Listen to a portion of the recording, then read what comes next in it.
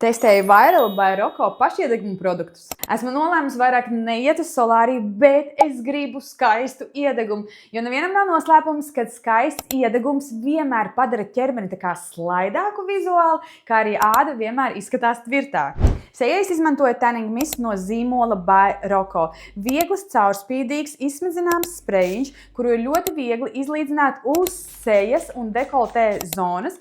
Es viņu izmantoju tieši vakarā pirms došanās gulēt. Ķermenim es izmantoju Tan Mousse Dark tonītī no zīmola by Roko. Vieglas putes, kuras bija ļoti viegli izlīdzināt uz ķermeņa ādas, neatstājot pleķus. Šīm putām nav tā nepatīkamā pašiedeguma produktu smaržas uz ķermeņa, kā arī viņš neatstāja lipīgu sajūtu. Es uzklājot šīs pašiedeguma putes, atstāju tās uz ādas tikai uz 1 stundu un pēc tam noskaloju ar siltu ūdeni.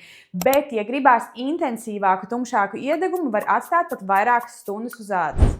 Šīm putām sastāvdaļā ir arī mitrinošas eļļas, kas pabaros un kops ādu. Esmu ļoti apmierināta ar rezultātiem. Es uzklāju paštonējošās putas un spreju aptuveni 2 dienas atpakaļ, un vēl joprojām esmu gājusi dušā, esmu tīrījusi māju, un vēl joprojām man ir ļoti skaisti un vienmērīgs pašiedeguma rezultāts.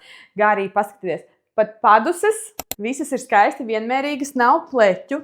Skaisti izskatās arī mugura. Un, protams, es nevaru noliegt, ka iededzis ķermenis izstāsta daudz tvirtāks, sportiskāks, slaidāks. Vai es ieteiktu šos paštonējošos by Roko produktus? Jā, protams, es dodu 10 no 10.